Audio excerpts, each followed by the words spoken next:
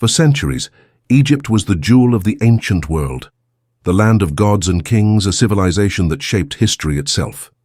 But by the 7th century BCE, that jewel had been shattered. Foreign powers ruled its sacred valleys. Its temples were silenced, and its people lived under the shadow of conquerors. To many, Egypt's story seemed finished, its golden age buried forever beneath the sands. The pyramids still stood, but they looked less like monuments of glory and more like tombstones for a fallen nation. And yet, Egypt was not finished. From the heart of despair, native rulers would rise again. Their bloodline was bound to the Nile. Their souls carried the memory of Pharaoh's past, and their determination was fiercer than any foreign army. Against overwhelming odds, they reclaimed their throne, rebuilt their cities, and reignited a cultural flame that the world believed had gone out. This was not just a return to power. It was an act of defiance, a declaration that Egypt's spirit could never be conquered. This is the story of the late period, a time when native pharaohs rose from the ashes of defeat. It is a story of resilience, of pride, and of one final breathtaking struggle to keep Egypt alive. If you thought Egypt's glory ended with Ramses or the pyramids, prepare to discover a chapter you were never told, the last great rise of the land of the Nile. Before Egypt's rebirth could begin, it had to endure one of the darkest chapters in its history. The once unbreakable kingdom was torn apart, no longer the master of its own destiny. The Nubians marched north and placed their own kings on the throne. The Assyrians stormed through the land with fire and iron, leaving cities in ruin and temples desecrated. Egyptians found themselves ruled by foreign lords who spoke strange tongues, worshipped strange gods, and saw Egypt not as a sacred land, but as a prize to be exploited. The Nile still flowed, but it no longer carried the lifeblood of a proud and independent people. It carried the sorrow of a nation in chains. Families whispered of past glories, of pharaohs who had once commanded armies and built monuments that touched the heavens. But those stories felt like distant myths, fading further with each passing year. Egypt was broken, humiliated, and divided. To many, the spirit of the Nile seemed extinguished. And yet, within this despair, seeds of defiance were quietly taking root. Among the shadows of foreign rule, a native prince prepared to rise, not with the memory of what Egypt had lost, but with the unshakable belief in what Egypt could still become. Out of the chaos stepped a man whose name would echo as the savior of a broken nation, Psamtik I. He was no foreign conqueror, no invader with armies from distant lands. He was Egyptian, born of the soil of Sais in the western delta, carrying within him the bloodline of pharaohs long thought forgotten.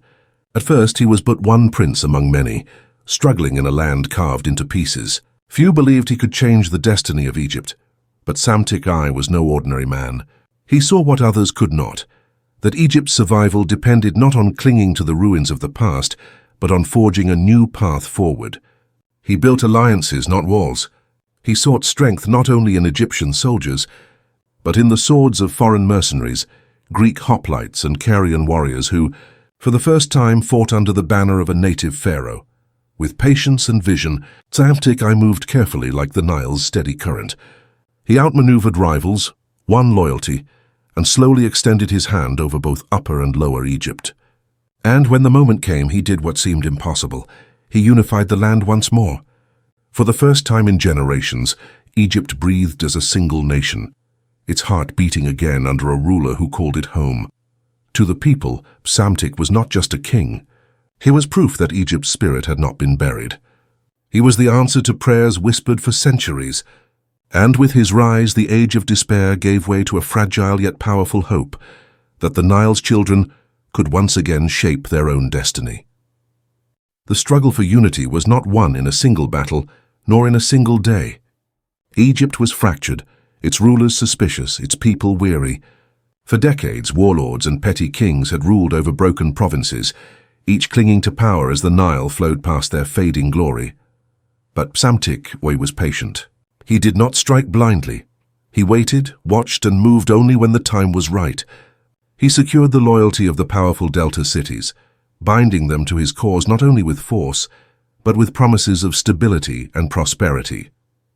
His alliances with foreign mercenaries gave him the military edge his rivals lacked, but it was his vision of a united Egypt that won the hearts of the people. One by one, the banners of division fell. The temples reopened. Priests once divided now prayed for the same king. The lands of Upper Egypt, long estranged, bowed not out of fear but with the hope that peace had finally returned. And in the capital of Memphis, the ancient throne of the pharaohs stood once more, no longer empty but claimed by a ruler born of Egypt itself. The two lands were united again. For the first time since the days of Rameses, Egypt breathed as one nation. Saite I, the man who had risen from the ashes of chaos, was crowned not just as king, but as restorer of order, as the living Horus who had brought balance back to the Nile. And with this unification, a new chapter of Egyptian history began, the Saite Renaissance. The age of despair was over. The age of revival had dawned.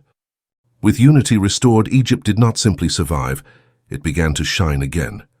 The Saite pharaohs, led by Saite Phim and his successors, understood that true power was not measured only in armies or borders, but in culture, memory, and identity. And so began what history would later call the Saite Renaissance. Ancient temples, long abandoned to dust, were rebuilt with grandeur, their columns rising once more like prayers carved into stone. Statues of forgotten gods were restored, their faces polished to gleam under the sun of Ra. Hieroglyphs that had faded with neglect were inscribed anew, as if Egypt's very soul was rewriting its own story. But the Saite pharaohs were not blind to the outside world. They drew inspiration from the distant past, reviving old kingdom art styles, echoing the glory of pyramid builders and sun kings.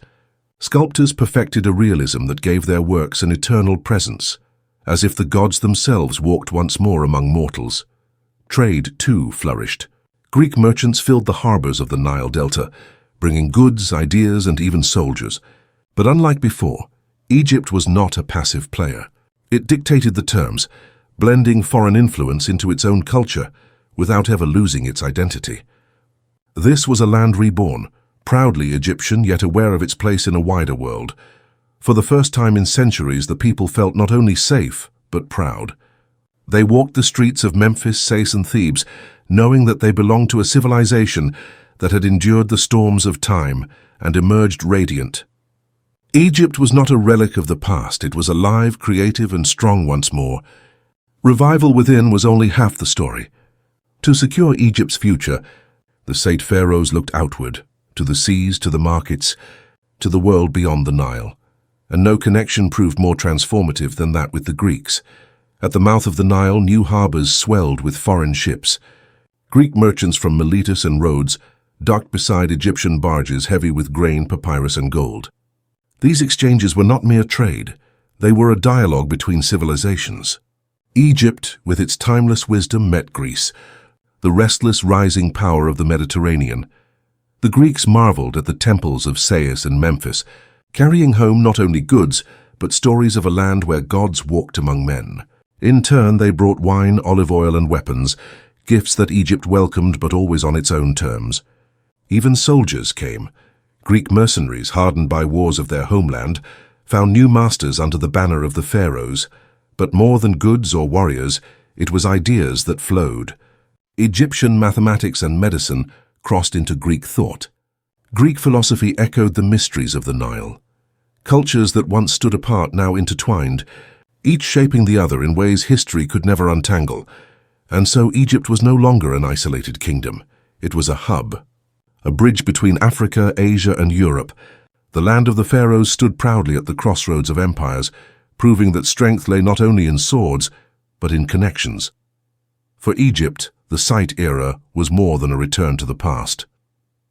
It was a bold step into a global future.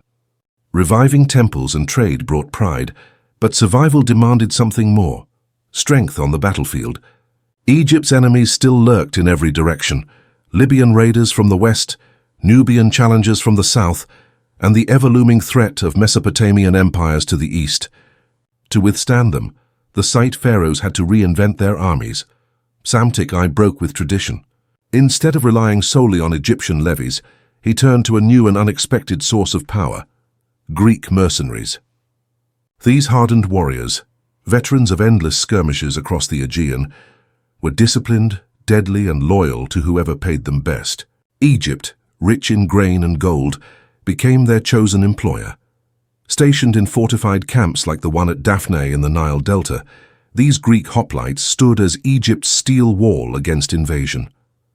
Their bronze shields gleamed under the desert sun, their phalanxes unyielding to cavalry charges or infantry assaults. For the first time in centuries, Egypt's military matched and even surpassed the might of its rivals.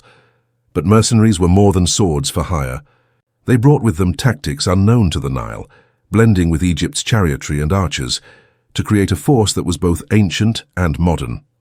Together, native Egyptians and foreign fighters forged an army capable of securing borders and preserving the dream of independence. Yet this dependence came at a cost. For while mercenaries strengthened Egypt, they also tied its fate to foreign hands. A question lingered. Could a nation truly call itself free if its throne was guarded by outsiders? For now, though, the gamble worked. Egypt stood safe, its enemies repelled. The Nile once more flowed under the banner of a kingdom that refused to bow. Even as Egypt basked in the glow of revival, shadows of the past loomed large. Beyond the Nile's fertile banks, empires stirred with envy and ambition. The Assyrians, once vanquished, still cast a long, threatening shadow. To the east, Babylon rose with newfound strength, its armies vast and disciplined, eager to expand into lands rich with gold, grain, and ancient secrets. For the people of Egypt, this was a tense time. Every ripple on the river seemed like a warning. Every caravan from the desert could carry spies or enemy scouts. Peace was fragile, held together not only by Psamtik Re's political acumen, but by the vigilance of his army.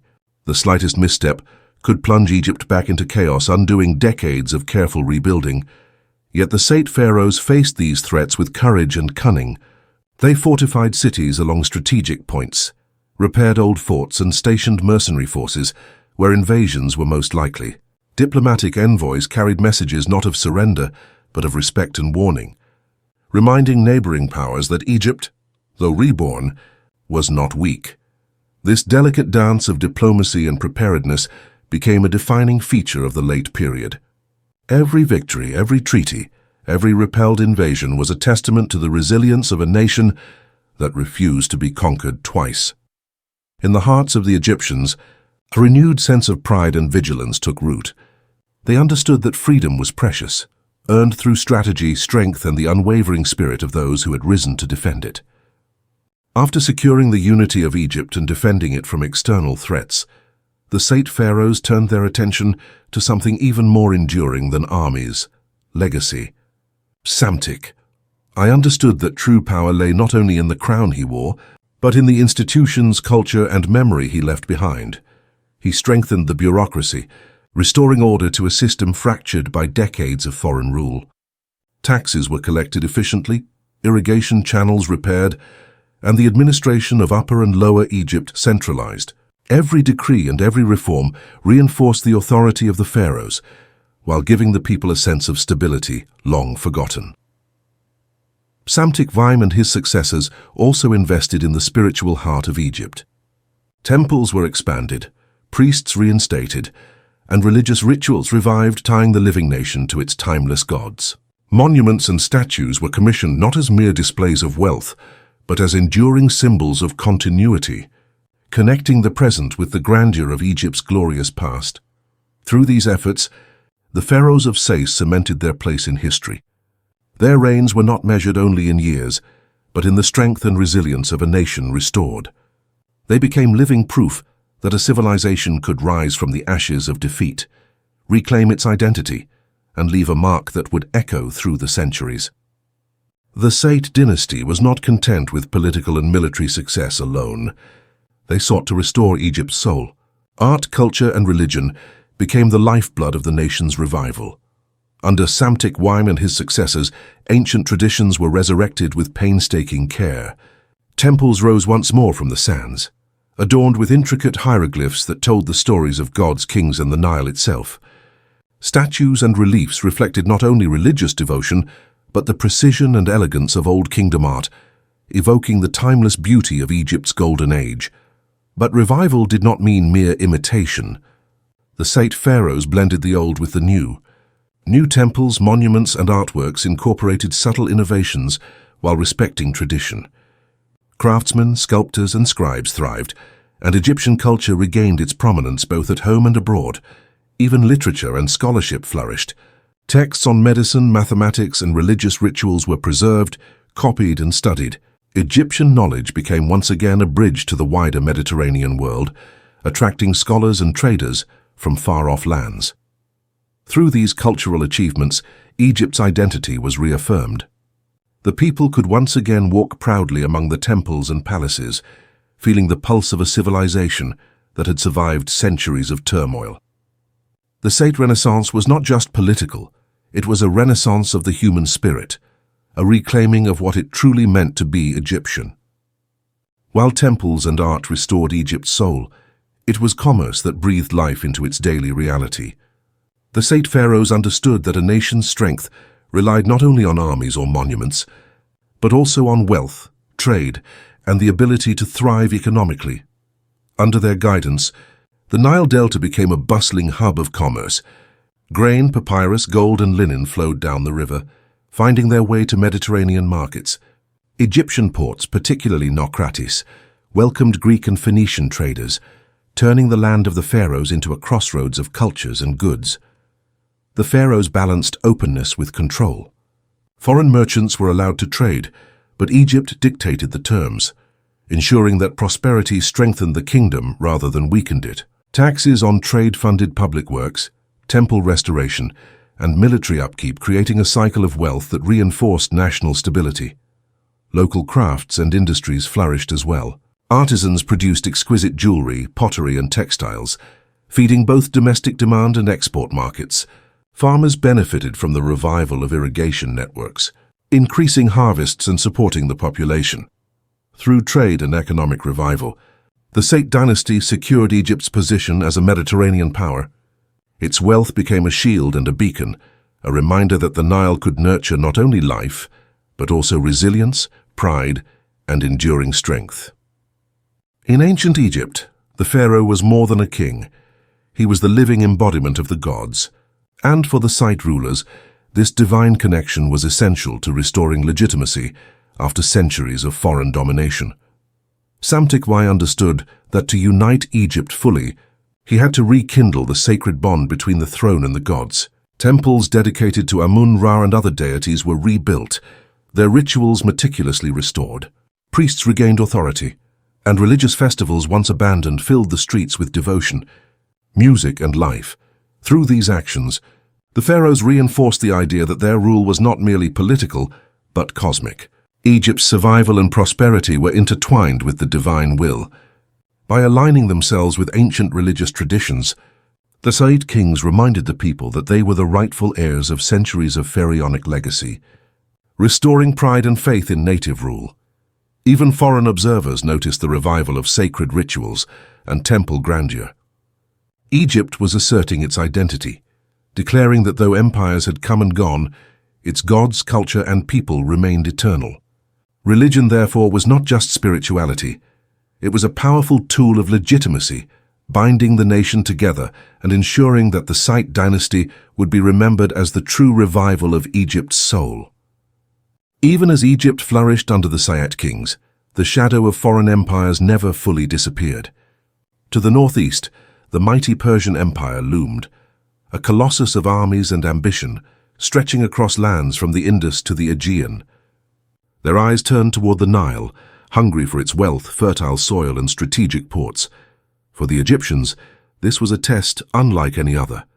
Generations had fought for survival, but now the threat came from a force vast, organized, and relentless. Persian invasions were not mere raids. They were full-scale campaigns, aimed at extinguishing the fragile flame of Egypt's independence once and for all. The pharaohs responded with courage and strategy. Fortresses were reinforced, mercenary armies mobilized, and diplomatic envoys sent to delay or divert Persian aggression. Yet despite these efforts, the balance was precarious. Every victory was hard-won, and every peace treaty fragile. Through it all, the Egyptian people endured. They witnessed their pharaohs fight not just for territory, but for identity, for the right to remain a free, sovereign nation. The Persian threat became a crucible, testing the resilience, unity, and spirit of Egypt like never before. It reminded the world that while Egypt could rise, it had to remain vigilant, for history was never kind to the complacent. The late period of Egypt was more than a historical era. It was a testament to the endurance of a civilization. Despite centuries of foreign domination, internal chaos and relentless external threats, Egypt rose again under native rulers who reclaimed their land, culture, and identity. The Saite pharaohs demonstrated that leadership is not merely inherited, it is earned through vision, strategy, and courage. They rebuilt cities, restored temples, revived art and literature, and strengthened commerce. Proving that a nation's soul can survive even when its borders are broken, the lessons of this period echo far beyond the banks of the Nile. Egypt's resilience reminds us that cultural identity, pride and determination can withstand the harshest trials. Its ability to adapt, embracing foreign ideas while preserving native traditions, offers a blueprint for survival and revival that resonates even in the modern world. For the people of Egypt, and for history itself, the late period was a powerful statement that a civilization, no matter how battered, can reclaim its destiny. It is a story of hope, perseverance, and the enduring strength of a nation that refused to be forgotten. The story of Egypt's late period is not just ancient history, it is a mirror reflecting lessons for today's global commerce. The Saite pharaohs rebuilt a fractured nation by embracing trade, forming strategic alliances, and balancing foreign influence with native priorities. Ports like Naucratis became hubs of international exchange, while mercenaries, diplomats, and traders created networks that ensured both security and prosperity. Modern global commerce thrives on the same principles. Nations, businesses, and entrepreneurs must adapt to change, integrate external ideas, and yet preserve their core identity. Egypt's example shows that resilience, strategic alliances, and cultural confidence are not just abstract values, they are practical tools for sustaining growth and influence in a competitive world. From the banks of the Nile to the global markets of today, the lesson is clear. Civilizations and economies alike succeed when they balance tradition with innovation, strength with diplomacy, and pride with openness. Egypt's late period reminds us that even after periods of disruption, thoughtful leadership, strategic trade, and cultural integrity can revive nations and drive lasting prosperity. In studying the rise of native rule in Egypt, we see more than kings and battles. We see timeless strategies for survival, revival, and influence. And these lessons, etched in history, continue to resonate in the interconnected world of modern commerce.